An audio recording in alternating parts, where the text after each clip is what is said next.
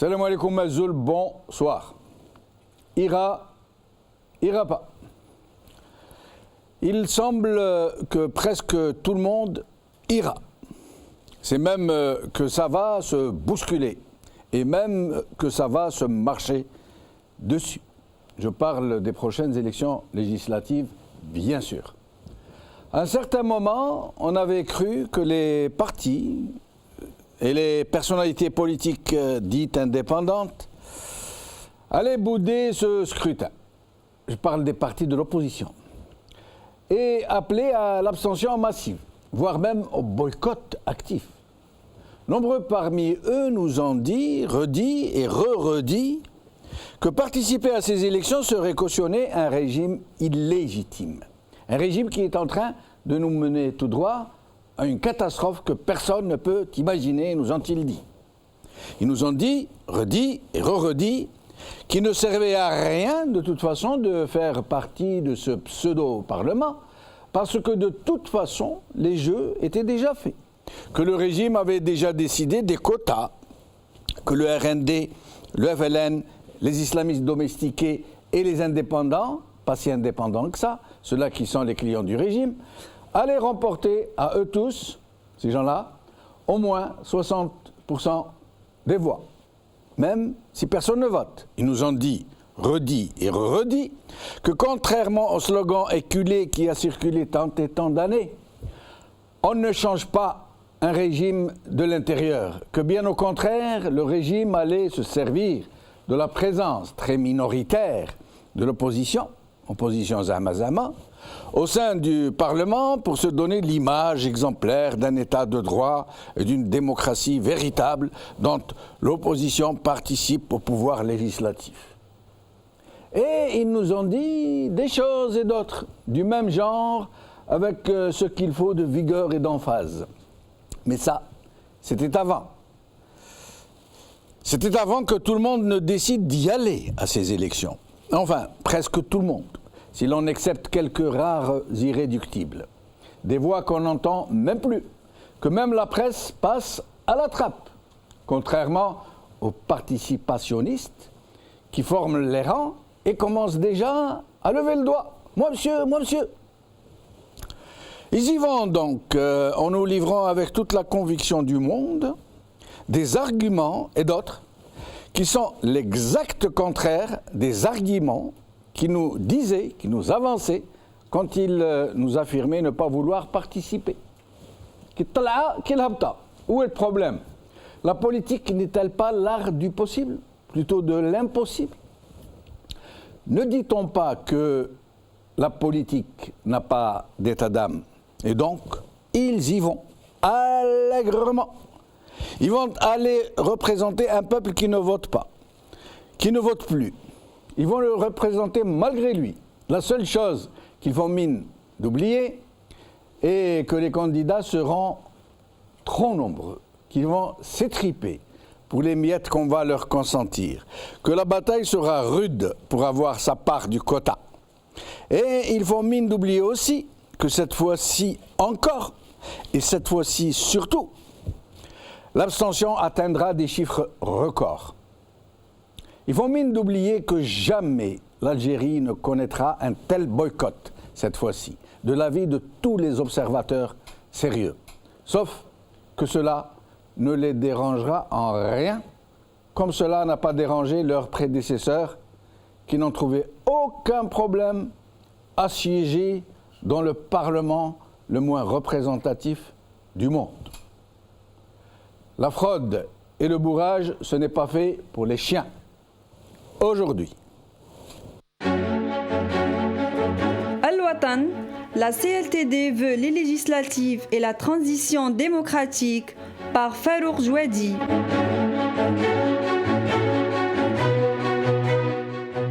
Le temps d'Algérie, législative 2017, l'option du boycott s'éloigne par Karim Benamar. Le courrier d'Algérie, prochaine échéance électorale vers la participation de la CLTD par Farid Guelil.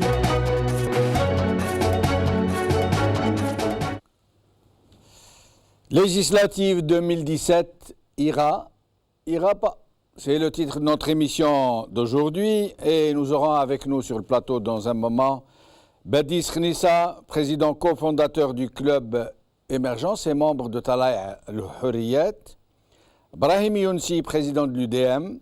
Au téléphone, nous aurons Abdelrahman Belayat, coordinateur de la direction unifiée du FLN, et Rachid Nekaz, président du MJC. Rachid Nekaz, merci d'avoir accepté notre invitation. Bonjour, salam alaikum, merci à vous, Sidi Jamal El-Dil, monsieur Do, pour votre invitation. Merci. Alors, vous êtes rentré à Alger, donc après votre interpellation par la police parisienne, et il semble que vous avez été accueilli de façon triomphale, nous dit-on. Écoutez, vous savez, j'ai toujours dit que j'étais très très fier d'être un citoyen algérien, et j'ai toujours dit que le problème de l'Algérie ne concernait pas tous les responsables politiques, militaires, diplomatiques, sécuritaires, mais simplement les 40 voleurs. Et j'ai toujours dit que je défendrais toujours toutes les institutions sécuritaires, que ce soit la police, la gendarmerie, l'armée, les services de renseignement ou la diplomatie algérienne. Et je crois que le message a bien été compris, et je crois qu'on pourra faire une opposition intelligente et constructive si nous ne faisons pas d'amalgame. Il faut avancer pas à pas, et je suis très content qu'hier, la plainte que j'ai fait déposer par mes avocats au tribunal de Bilmourad Raïs à Alger a non seulement été acceptée, mais enregistrée contre M. Saïdani qui m'a diffamé publiquement devant 40 millions d'Algériens. Donc je crois qu'on peut avancer. Rachid Nekaz, quand vous dites « je ne m'attaquerai jamais aux institutions sécuritaires », c'est quoi ça? C'est un appel du pied que vous faites? Vous ne vous attaquez pas aux institutions sécuritaires, même si elles outrepassent leurs prérogatives, même lorsqu'elles violent les droits des citoyens, même lorsqu'elles torturent, lorsqu'elles tuent, lorsqu'elles enlèvent, lorsqu'elles séquestrent? Je vais vous répondre, oui, je vous en prie. Oui. Le problème, ce n'est pas l'institution sécuritaire. Le problème, ce sont les 40 voleurs qui donnent des ordres à ces institutions sécuritaires. Je vous donne un exemple. Le 1er novembre, à minuit, dans ma propre ville, à Aïn Manana, dans la Ouliat Chlef, M.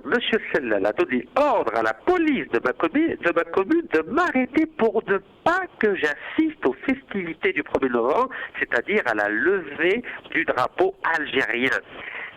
La police n'y est pour rien. C'est M. Sellal qui n'accepte pas que je sois identifié publiquement comme un citoyen algérien qui participe aux festivités du 1er novembre, car M. le Président de la République, M. Bouteflika, à cause de son état de santé, ne peut pas le faire. Donc, il ne faut pas faire d'amalgame entre le donneur d'ordre, qui lui est condamnable, et le donneur d'ordre, ce sont les 40 voleurs, avec les institutions sécuritaires qui ne font que respecter les ordres qu'on leur donne. Donc, je crois qu'il ne faut pas faire d'amalgame, comme cela a été fait dans des pays de l'Est et dans les années 80. Excusez-moi, Rachid Nekaz, oui, Sellal, lui aussi fait partie d'une institution qui s'appelle le gouvernement, si on veut, une institution. Le général Gaïtsar fait partie d'une institution qui s'appelle l'AMP. Ils font tous partie d'une institution. Pourquoi vous attaquez les uns et pas les autres? Pourquoi vous n'attaquez pas le Toufek, général Toufek? C'est un individu. S'il vous plaît. Oui. Ne faites pas, s'il vous plaît. J'ai beaucoup de respect pour vous. Ne mélangez pas un gouvernement élu, un gouvernement qui est nommé par le président, élu par le peuple algérien, avec des institutions sécuritaires qui doivent travailler avec tous les responsables politiques, quelle que soit leur tendance politique, que ce soit des islamistes. Pourquoi Sellal n'est pas élu? Sellal, il n'est pas élu. J'ai dit un gouvernement nommé par un président de la République élu par le peuple algérien. Voilà la règle aujourd'hui. Après, on peut dire qu'il y a des fraudes, pas de fraudes. Là n'est pas la question. Ce sont des gens qui parlent au nom du peuple algérien. Donc ces gens-là sont responsables devant le peuple algérien et ce sont eux avec qui nous avons un problème. Nous avons bien vu que la fille de Sellal a un appartement de 15 milliards de centimes sur les Champs-Élysées. Nous avons vu que le ministre de l'Industrie, M. Abdeslam Bouchouareb, a un appartement de 54 milliards de centimes, donc au 21 quai Montébello en face de Notre-Dame. C'est eux le problème, parce que ces gens-là ne veulent pas se justifier. Alors Rachid Nekaz, avant d'en arriver au sujet du jour, une dernière question. C'est qui les 40 voleurs? Et pourquoi vous dites les 40 voleurs? savez, les 40 voleurs, c'est très simple. Je vous en ai cité quelques-uns. Monsieur Sellel, Monsieur Bouchouarem, Monsieur Saïd Ali, Monsieur Shakib Khalil, etc. Il y en a 40 comme ça. Ils sont 40. Ils sont 40 qui ont utilisé leur responsabilité politique pour détourner des sommes d'argent qui appartiennent au peuple algérien. Et ces gens-là, je leur ai proposé depuis 2 ans une amnistie financière et fiscale en échange de leur départ. Mais Rachid Nekez, de quel droit et au nom de quoi vous leur proposez? Vous ne représentez pas le peuple algérien, vous n'êtes pas le président de la République.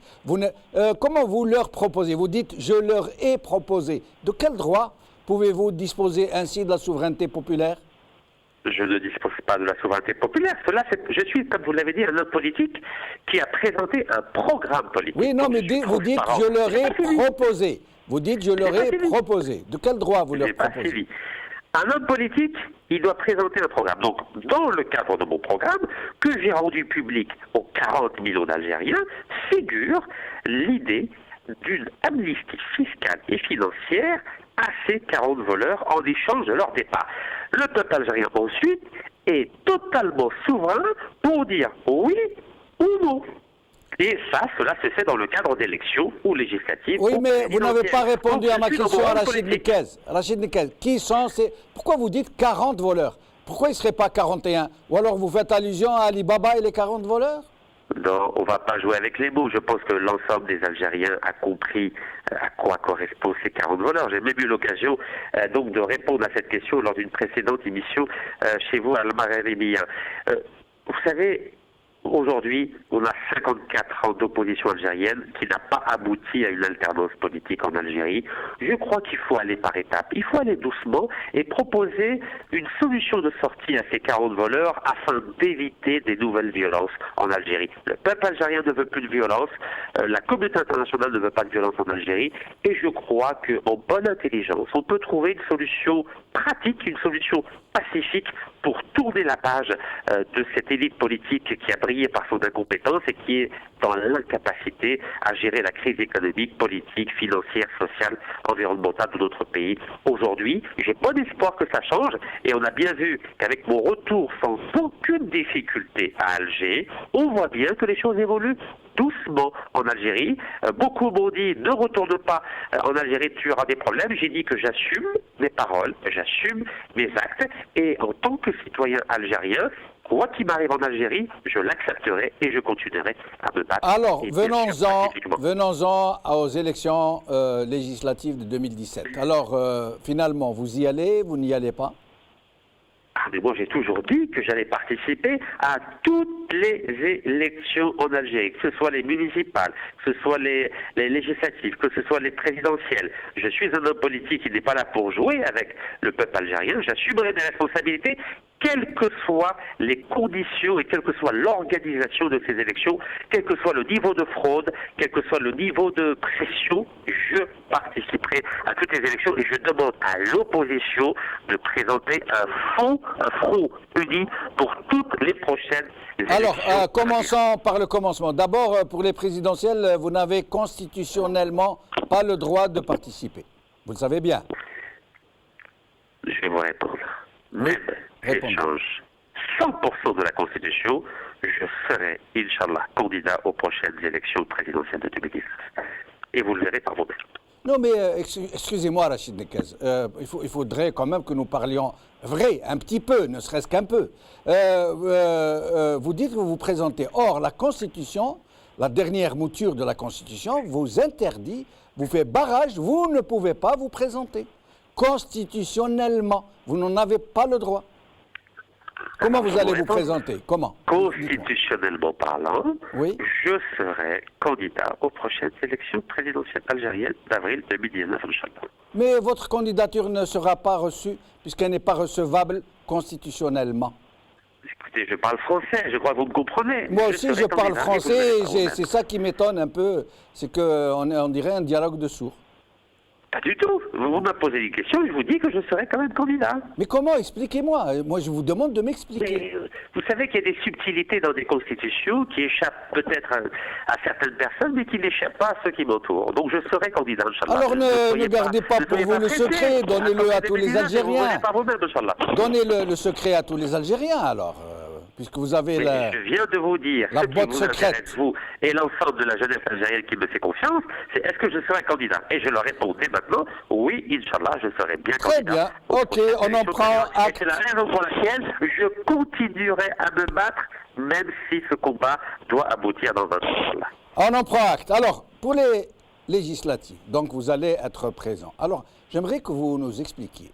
Est-ce que vous savez que toutes les élections depuis 1962 à ce jour ont été fraudées, plus ou moins, ont été truquées, ont été bourrées, les urnes ont été bourrées, que c'est une règle quasi générale, que le dernier Parlement élu l'a été à moins de 30% avec la fraude et le bourrage des urnes.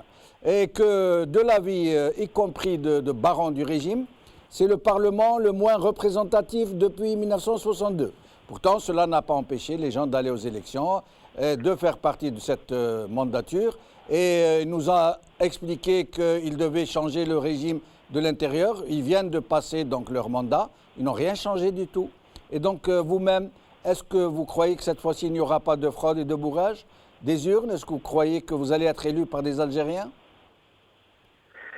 Vous savez, parfois je me dis, est-ce que les gens ont la mémoire courte? Vous savez, l'histoire, c'est pas un beau miroir parfait où tout se passe bien. Vous avez bien vu que même en France, avec une autorisation délivrée par la préfecture de police de Paris, on m'a quand même mis en garde à vue pendant 30 heures. Donc il y a des problèmes dans toutes les démocraties, y compris dans la démocratie algérienne. Vous avez dit y compris, excusez-moi, vous avez dit y compris dans la démocratie algérienne? Oui, absolument, tout à fait. Et je le répète. Notre démocratie algérienne, elle est imparfaite. Je l'ai toujours dit. Elle fonctionne à 85%, mais il y a 15% qui ne fonctionnent pas du tout. Attendez, là aussi je vais vous arrêter. Vous n'avez même pas dit 90%, vous avez dit 85%. Ça veut dire que vous évaluez de façon très précise. Donc pour vous, l'Algérie est une démocratie à 85%. Il manque que 15 petits pourcents pour en faire une démocratie idéale. Inch'Allah, bien sûr. Mais écoutez, on voit bien, regardez, qui aurait pu penser que je n'allais pas être arrêté à l'aéroport d'Alger quand je suis arrivé?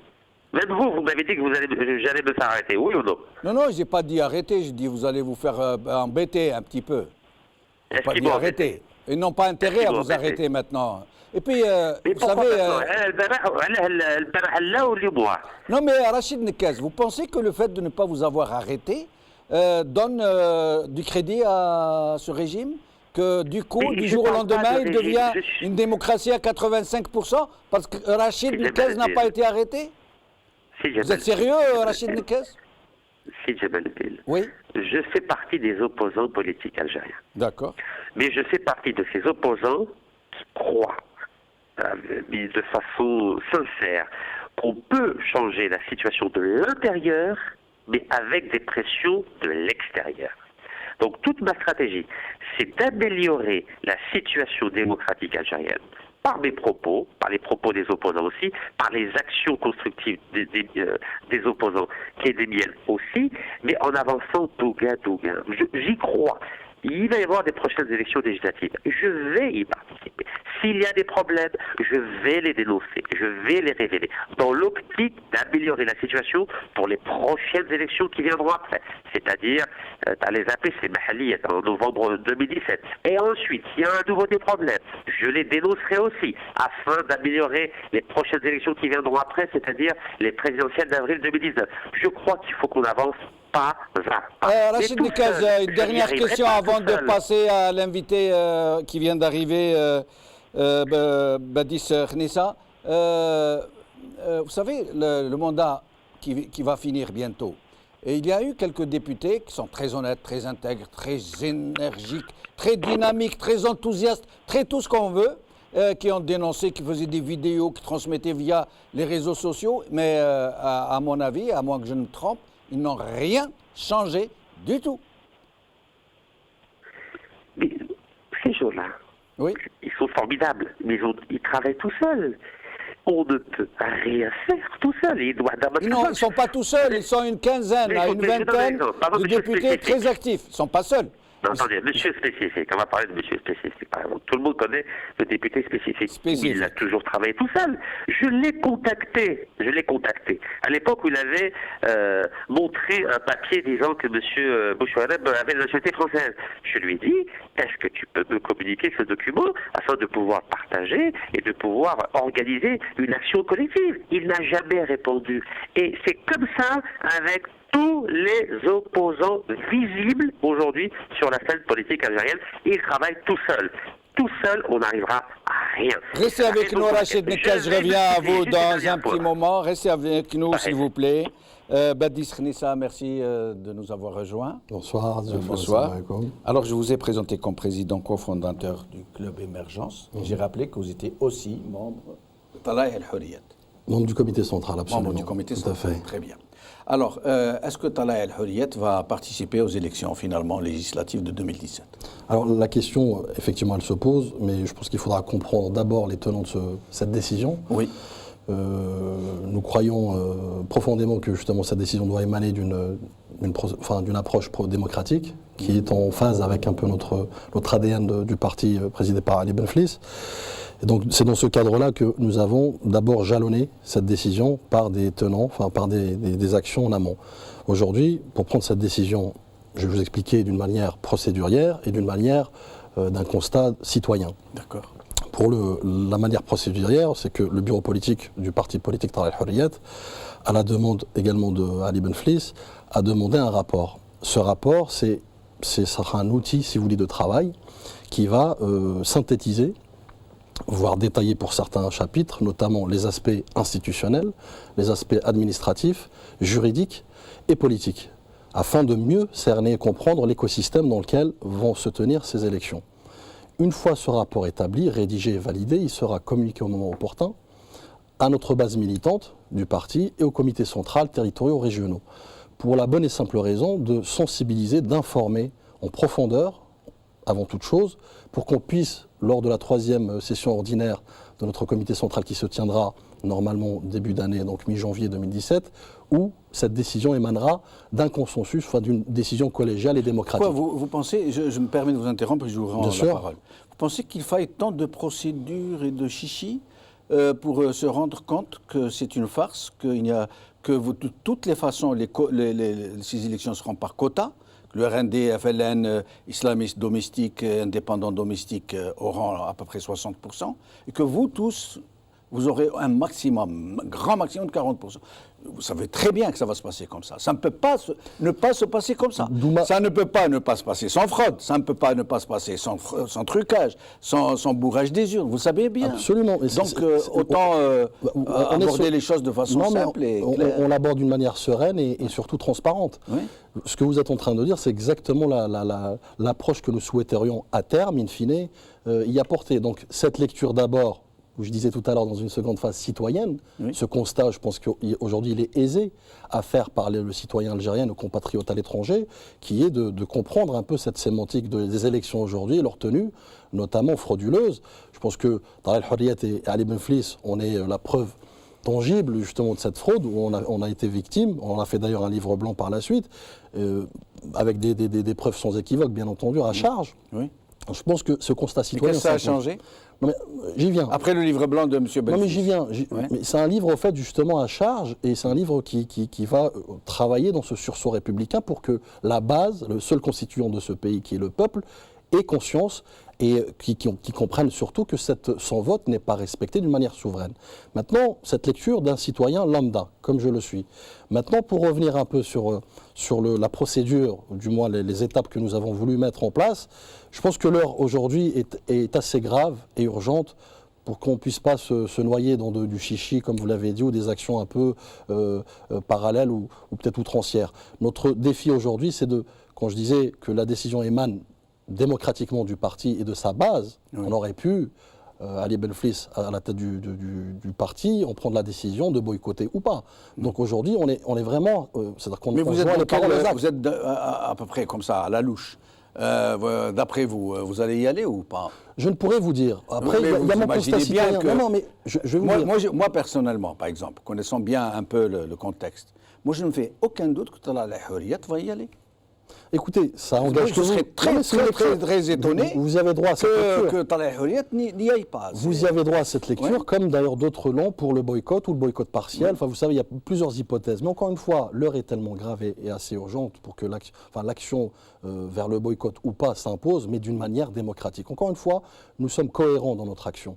Nous voulons insuffler, toute modestie gardée, un nouveau modèle politique qui va prôner la démocratie. On aurait pu prendre cette décision, comme il fut un temps, et d'ailleurs il l'est toujours, la pensée unique, décision unique et monosens, parti unique. Donc nous, on s'inscrit vraiment, véritablement dans une collégialité.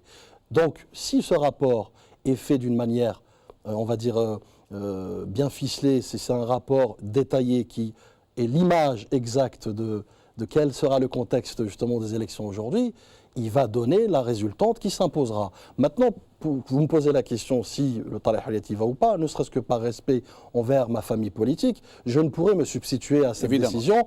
Je laisserai le soin à mi-janvier pour le faire. Vous pensez que dans un tel contexte de viol au pluriel, viol constitutionnel répété, récurrent, de manipulation en tout genre, de coups d'État, d'imposition au peuple algérien d'un grand invalide qui est dans une totale incapacité de diriger le pays, vous pensez que dans un climat pareil, dans une situation pareille, vous pouvez encore vous permettre de prendre les choses avec des pincettes formelles, de détailler les procédures, d'y aller doucement, pas trop vite, de faire attention. Mais l'histoire est tragique. Nous allons peut-être déboucher sur le mur. Le pays risque de disparaître. Et vous êtes là. Je pense qu'on est sur la même longueur d'onde, si ce n'est que juste les outils de communication qui divergent. Bon, aujourd'hui, je le répète, l'heure est grave. Et ce constat, nous l'avons fait à maintes reprises. Au moment où on a eu cette opportunité de le faire, bien entendu, vous savez très bien qu'un parti d'opposition n'est pas libre d'exercer comme il se doit et comme il le voudrait. Donc ça, c'est un fait qu'il faut prendre en compte. Mais nous avons cessé de le répéter, de le redire, que le constat est grave. Effectivement, je vous rejoins sur cette analyse qui est pertinente à juste titre. Mais encore une fois, nous sommes cohérents avec nos actions, avec notre mode de pensée, notre nouveau modèle politique, qui, encore une fois, à terme, comme on l'a fait à petite échelle entre partis politiques, demain nous le ferons aussi à grande échelle au niveau de seul constituant qui est le peuple. Pourquoi je vous dis ça? Aujourd'hui, c'est une marque de respect envers nos concitoyens, nos compatriotes, de vouloir émaner la décision. Vous pensez qu'ils vont aller, très franchement, vous pensez que nos concitoyens vont aller voter cette fois-ci, contrairement à toujours? Vous pensez qu'ils vont aller voter? Écoutez, ma réponse de citoyen algérien, au courant de ce qui se passe, des coulisses, on va dire, de ces élections-là, d'ailleurs à petite ou grande échelle, ou même voire locale, mon côté citoyen vous dirait que, effectivement, aujourd'hui, le contexte ou l'écosystème de ces élections-là n'est pas propice pour faire émerger le vote du peuple, encore une fois. Donc, à quoi bon aller participer dans une mascarade dans laquelle les dés sont jetés, que les quotas ont été distribués? Nous, encore une fois, nous sommes... Là, c'est une réponse vraie. Mais non, mais si vous parce qu'il y a deux réponses, il y a deux lectures. Je me doutais un peu. Non, mais quand je vous dis, au fait, on est un parti politique, on est un parti, c'est-à-dire moral. D'accord. Je ne représente pas un groupe, je représente une entité morale. Donc je ne peux pas me substituer, encore une fois, je me répète, à une décision quelconque, qu'elle soit boycott pour ou mais contre. Vos amis politiques, ils savent très bien les avis divers, vous savez, ne va pas y aller, à moins... Alors, je ne sais pas, peut-être qu'il y a des miracles politiques, sait-on jamais, mais... Non, mais vous savez, je tiens à rappeler également... On le saurait, ça se saurait. Que Ali Ben Fliss n'a cessé de le répéter également, via ses communiqués, ses déclarations, où justement il fait ce constat horrible, que ce soit socio-économique ou politique, et notamment politique, où effectivement, d'ailleurs, on avait fait un communiqué de presse sur la fameuse haute instance de surveillance des élections, qui pour nous n'est pas en corrélation, en adéquation, et qui ne répond pas, non pas à nos aspirations à nous. Et personne mieux qu'Ali Ben Fliss n'a autant dénoncé la fraude, le trucage, les élections truquées, le bourrage, et il y va quand même. Mais restez avec nous, nous allons encore demander à Rachid Nekaz et Ibrahim Younsi arrivent pour participer avec nous dans un petit instant. Rachid Nekaz, les gens de Talal al-Hurriyat ont au moins le mérite de consulter leur base et leur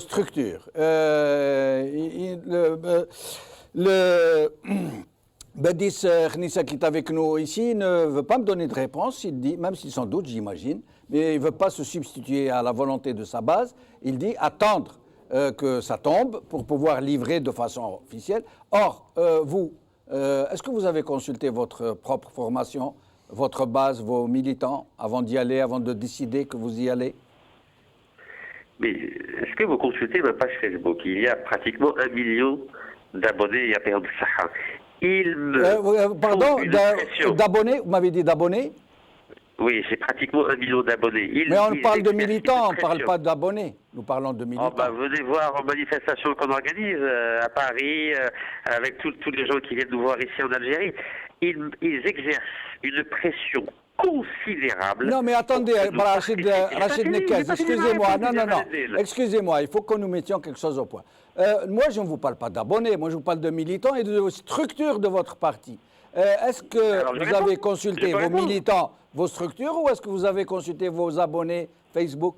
Non, mais c'est pour vous donner un exemple. Les militants des 48 wilayas et à l'étranger me pressent depuis des semaines pour participer à ces élections législatives et ensuite les municipales. J'ai une pression considérable parce qu'ils veulent un changement concret et rapide. C'est moi qui freine. Attendez, Rachid Nekez. Là aussi, je vous arrête. Donc, d'après vous, la participation à ces élections va entraîner un changement concret et rapide. C'est ce qu'ils veulent. Vous m'avez posé une question. Est-ce que j'ai consulté les militants? Oui. Je vous réponds, les militants, les sympathisants et on appelle ça les fans, exercent une pression considérable pour que nous participions à ces élections. Voilà. Restez avec nous, nous accueillons Brahim Younsi. Je reviens à vous, Rachid Nekez. Brahim Younsi, merci d'être avec nous. Je vous remercie de m'inviter de nouveau. Merci à vous. Nous avions besoin de vos lumières d'abord. Faut-il encore en avoir constitutionnelle, parce que j'ai une question à vous poser. Mais aussi votre avis. Talha El Houriyat Badis nous dit que pour le moment, ils n'ont pas de réponse toute faite, qu'ils attendent de consulter leur base, ce qui est tout à leur honneur. C'est compréhensible. Voilà. Et donc, qu'après cela, ils diront à tout le monde. Mais Badis semble aussi ne pas ignorer qu'il y aura une très forte abstention, comme d'habitude. C'est-à-dire qu'il n'y aura rien de nouveau à l'Ouest. Depuis 62 à ce jour, il y a toujours eu des abstentions, sauf quand on emmenait les gens voter de force. Quand on leur disait, si tu n'as pas ta carte de vote estampillée, tu n'auras pas de logement, tu n'auras pas de boulot. Vous en rappelez, ce temps de Boumediene. Absolument. Voilà. Alors, Rachid Nekez nous dit, non, c'est bon, il y va, et qu'il a sa base fait une pression formidable pour le pousser à obtenir un changement concret et rapide par le biais de ces élections. Je vous en prie, commentaire. Vous savez, si on devait retourner un peu en arrière, à l'époque coloniale, oui. Il y avait les électoralistes. Et nous sommes aujourd'hui dans la même polarisation. Vous avez des tendances électoralistes et des tendances qui ne le sont pas. Or, même s'interroger sur la participation à des élections algériennes, pose problème. Oui. Parce que nous savons que Je suis d'accord avec vous. Nous savons que le système, monsieur l'a dit tout à l'heure, j'ai entendu, qu'il accorde des quotas, qu'il distribue des quotas. Ouais. Et il a toujours distribué des quotas. Il n'y a pas d'élection en Algérie. Ouais. Cela doit être clair. Je me demande comment cela, depuis des décennies, n'est pas rentré dans la tête d'hommes politiques d'envergure. Mais justement, Brahim aussi, problème presque existentiel. Les gens qui vont y aller, qui nous ont fait savoir d'une manière ou d'une autre, même si ce n'est pas officiel, qui vont y aller, les mêmes disaient il y a peu de temps, ils disaient aller aux élections législatives, c'est une farce, puisque ce régime va servir de nous pour paraître très démocratique. Nous allons nous servir de caution honorable parce que nous sommes comptabilisés opposition, zama, et que nous allons donc... Ils disaient eux-mêmes, ils tenaient ce discours. Tout à fait. Ali Ben Vliss tenait un discours très, très dur à l'endroit de ce régime qu'il accusait de tous les travers de fraude électorale, de bourrage des urnes. Il en est arrivé presque à suggérer qu'il avait ça dans ses gènes, dans son disque dur. Et aujourd'hui, on nous laisse entendre qu'il pourrait y aller aussi. Un problème, quelque part. Moi, je ne veux pas porter atteinte à la mémoire des personnes. Oui. Cependant, Ali Benflis n'a pas dénoncé une fraude massive lorsqu'il était directeur de campagne de la place des Bouteflika. Nous savions, et il savait qu'il y avait une fraude massive en 1999, parce que le chef de l'État actuel a été porté à Al-Mouradia par l'armée et les services de sécurité. Et chacun le sait, le savait. Oui. Néanmoins, M. Ali Benflis a accepté d'être d'abord le directeur de cabinet du chef de l'État actuel et son Premier ministre. Son Premier ministre, en gardant le poste de secrétaire général du parti AVLM. Tout à fait. C'est-à-dire que le problème, ce n'est pas M. Ali Benflis, il est dans un système... Mais vous voulez peut-être réagir? Oui, je l'entendrai. Juste là. Tout le monde le sait. Le problème, ce n'est pas les acteurs politiques. Et les acteurs politiques soutiennent le système. C'est le système lui-même qui est fait comme cela. Il exclut qui il veut, et la promené. M. Ali Benflis a subi l'exclusion. Mais ceux qui participent aujourd'hui, et je vais vous donner la parole tout de suite après, sont en train de nous dire, comme ça, nous regardons droit dans le blanc des yeux, non, nous allons changer les choses. Rachid Nekaza est avec nous, il était en train de nous dire, non, fraude, pas fraude, quota, pas quota, nous allons changer les choses. Et je vous laisse donc... Alors moi, quelque part, je ne peux pas laisser dire ça d'une manière amicale, hein, très bien entendu, on est tous des citoyens algériens, on est dans un débat... De quelque manière que ce soit. Vous n'avez rien dit de méchant. Non, j'entends bien, c'est pourquoi je dis d'une manière amicale et très apaisée. Aujourd'hui, nous savons très bien, en fait, le contexte actuel des élections et de la tenue des élections, c'est pas nouveau, effectivement. Maintenant, pour revenir sur Ali Benflis, je pense que la thématique de cette émission ce soir, ce sont les législatives, bien entendu, et ne sont nullement, en fait, un procès d'intention envers quiconque. Tout à fait. S'il y a bien un procès d'intention, je pense aujourd'hui, il faut le faire à l'encontre de ce régime, à l'encontre de ses rouages et ce sérail. Pour Ali Benflis, tout simplement, je pense qu'on aura l'occasion, si vous me le permettez un jour, de faire une émission où je démontrerai par A plus B qu'effectivement, Ali Benflis a subi beaucoup d'allégations, beaucoup de constats et d'hypothèses, je dirais, faites un peu d'une manière farfelue. Son parcours, je pense qu'aujourd'hui, le permet aisément, factuellement, historiquement, de démontrer le contraire. Maintenant, vous savez très bien que, comme aujourd'hui il s'inscrit dans une démarche d'opposition, la fameuse question fils du système, fils du régime, moi je dirais tout simplement fils du changement, fils du patriotisme et fils des citoyens. Je pense que son parcours familial, militant et combatif le démontre aisément. Mais bon, je pense que la question n'est pas là. Moi je vous rejoins, je converge, et on a besoin de converger au bout d'un moment. Mon approche citoyenne, ce que je disais tout à l'heure, moi vous me dites que le Tariq al-Hurriyat y participe, vous me l'apprenez. Non, on n'a pas dit participer. Il semble qu'il aille droit vers la participation. Monsieur Benchelouf, je pense que... C'est une spéculation. Voilà. Ça reste absolument une spéculation à partir du moment où on n'avait rien annoncé d'officiel. Mais je vous l'ai dit une fois, justement, lors de votre plateau, où j'ai expliqué que nous faisons de la politique profonde. C'est-à-dire qu'on ne fait pas de la télé-réalité.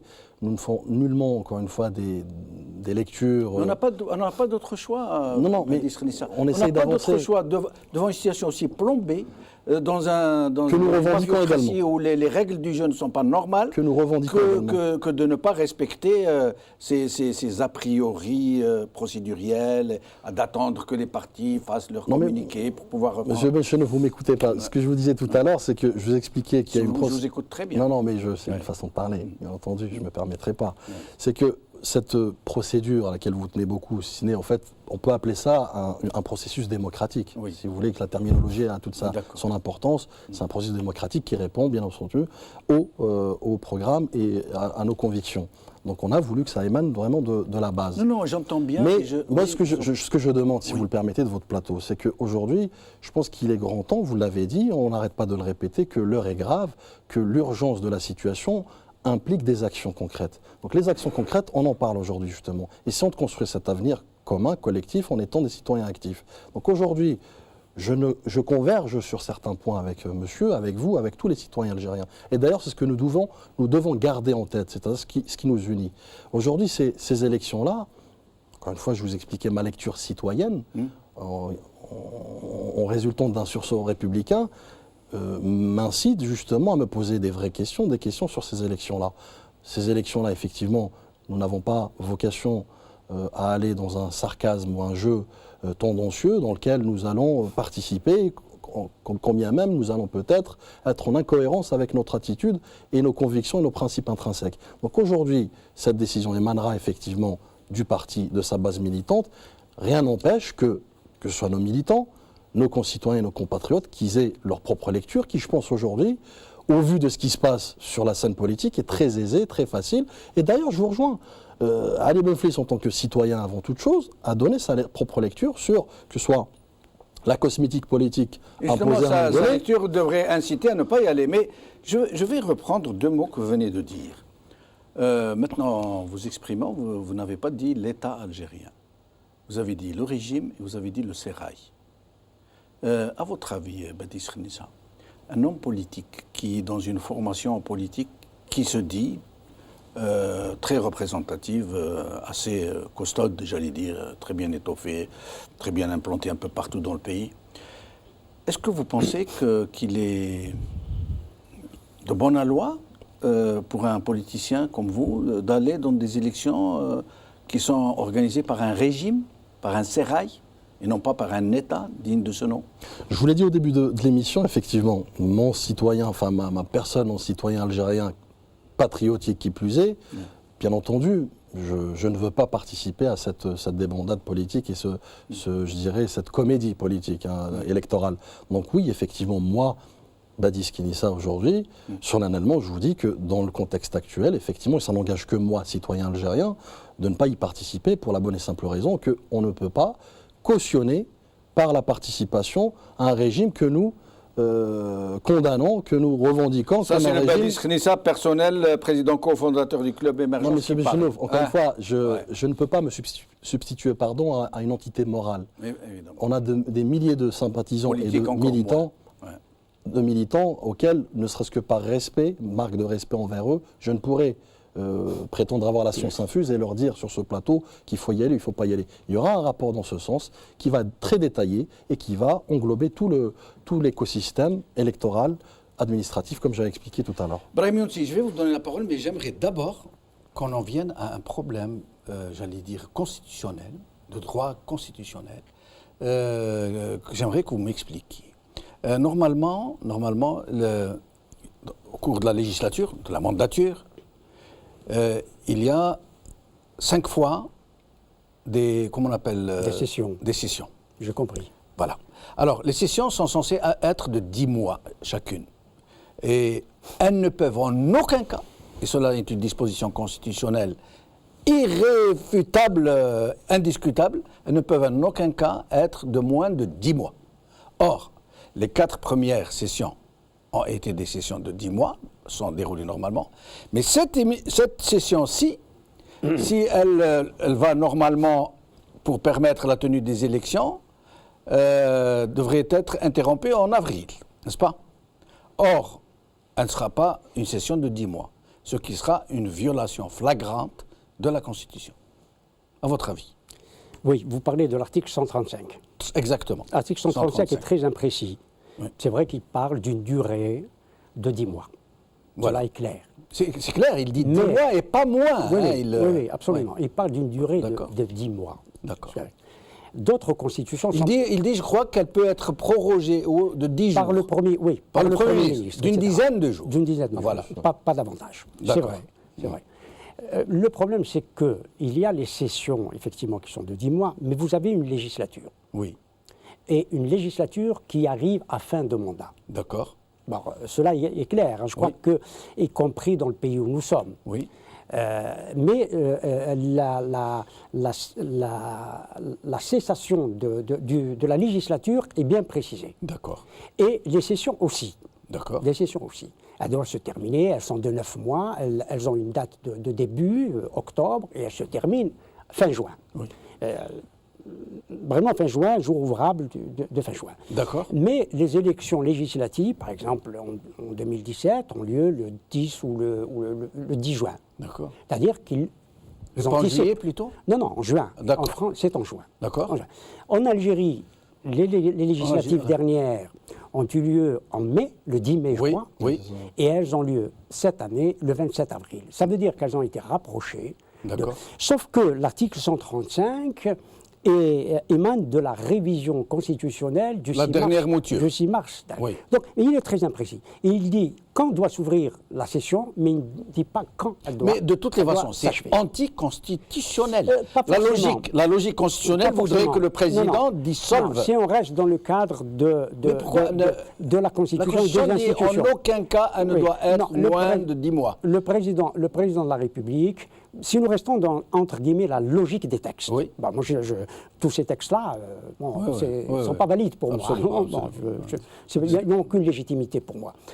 Mais si on reste dans la logique des textes, le président de la République, d'abord, nous ne sommes pas dans ce cas-là. Nous ne sommes pas dans ce cas-là. Anticiper les élections, Absolument. sans dissoudre l'Assemblée nationale. Oui. Pas anticiper. À la limite. Il appelle le Ou corps renvoyer électoral. la date des élections Il peut. à une date ultérieure. Il peut le faire. Oui. Bon, le président de la République, appelons-le comme cela, qui n'émane pas de la volonté populaire, appelle à des élections. Et il a fixé une date.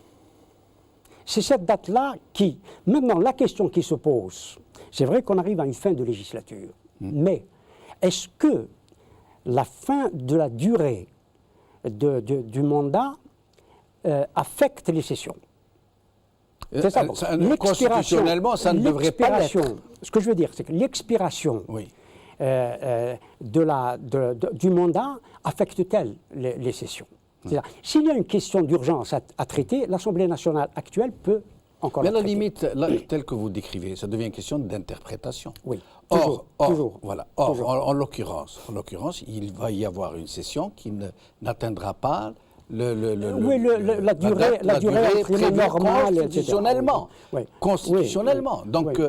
il y a un problème, je crois, qu'on Mais n'a pas le droit d'interpréter dans ce le genre. président de la République peut anticiper les élections et appeler le corps électoral à voter. Je pense, faut-il le rappeler également, qu'aujourd'hui, pour un régime qui s'est accaparé la souveraineté du peuple et de sa voix et de son vote, bien entendu, il est tout naturel qu'il s'accapare également la Constitution et ses aspects dans les détails. Je pense que ça coule de source. Aujourd'hui, il y a véritablement un problème de légitimité à tout point de vue auquel nous aspirons à revenir et remettre... Nous allons poser la question à Rachid Nekaz et je reviens à vous. Rachid Nekaz, Oui, c'est Jamal. qu'est-ce que vous pensez de cette histoire de session qui ne sera pas respectée selon la constitution algérienne? Elle n'aura pas 10 mois, elle n'atteindra pas les 10 mois que les prochaines élections arriveront et donc il va y avoir une sorte un énième viol constitutionnel d'une certaine façon. Qu'est-ce que vous en pensez? Vous savez, je crois que c'est un petit problème par rapport à l'immensité des autres problèmes que nous avons aujourd'hui. Je ne vais pas m'en plaindre, j'aimerais dire. Moi, je suis plutôt inquiet de voir que notre pays fonctionne sans président depuis 4 ans, que nous assistons régulièrement à des montages vidéo à la télévision. Nous voyons le président en agonie, mais qui pourtant participe à des réunions publiques ou va visiter la mosquée à Alger. Donc ça, c'est beaucoup plus grave que le fait que nous n'arrivons pas à 10 mois. Très franchement, je sais et nous savons tous que nous avons un pays en crise.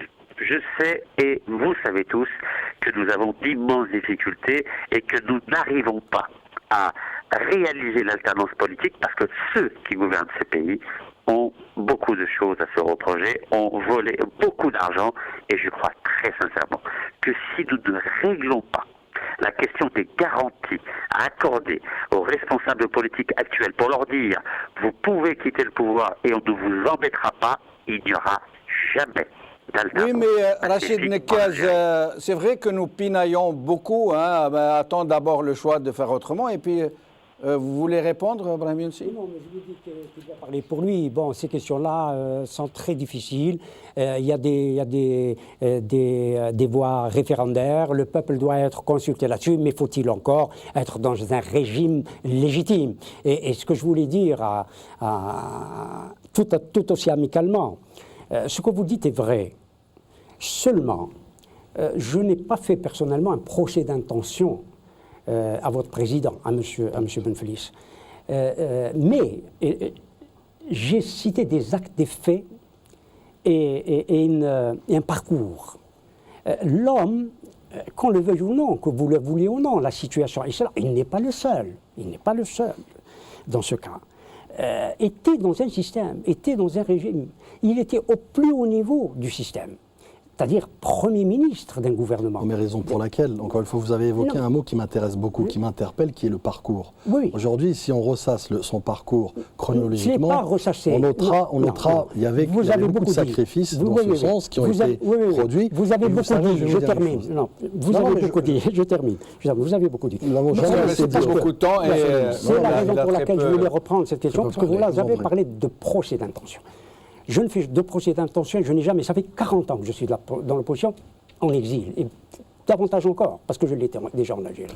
J'ai parlé d'une manière globale, oui. En fait, effectivement, la question parfois ce que je veux se pose. dire, c'est qu'il y a des gens qui ont un parcours, et un parcours dans le système, dans le régime, comme vous dites.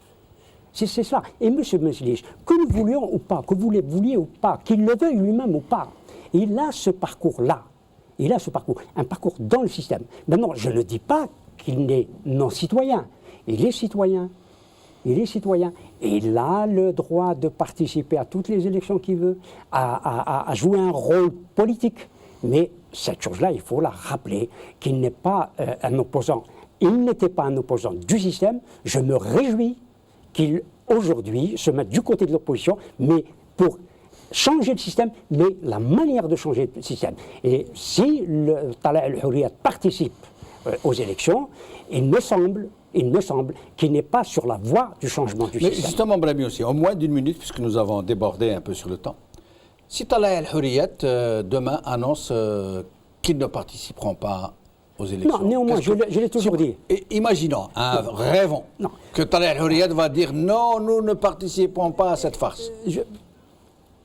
Je ressasse la même chose, parce que c'est ce qui me semble être la vérité. L'agrément des partis, Tala el-Houriyat ou le FFS aussi n'expliquait pas pourquoi il allait aux élections, pourquoi il n'y allait pas. Une année boycotté, l'année suivante il ne boycottait pas, il y allait. Le RCD est dans ce cas-là, il boycotte, puis il y va, etc. Sans expliquer au peuple pourquoi ils n'y vont pas et pourquoi ils y vont. Moi, je suis contre l'agrément. Je suis contre ces partis qui demandent un agrément à un système qu'ils sont censés combattre. Un système qui est illégitime. Et sur ce, je vous interromps, Brahimi Younsi, malheureusement. Nous avons très largement débordé. Je suis désolé de ne pas vous redonner la parole, ni à Rachid Nekez. Merci à vous d'avoir suivi cette émission. Bqaw ala khair, bislama.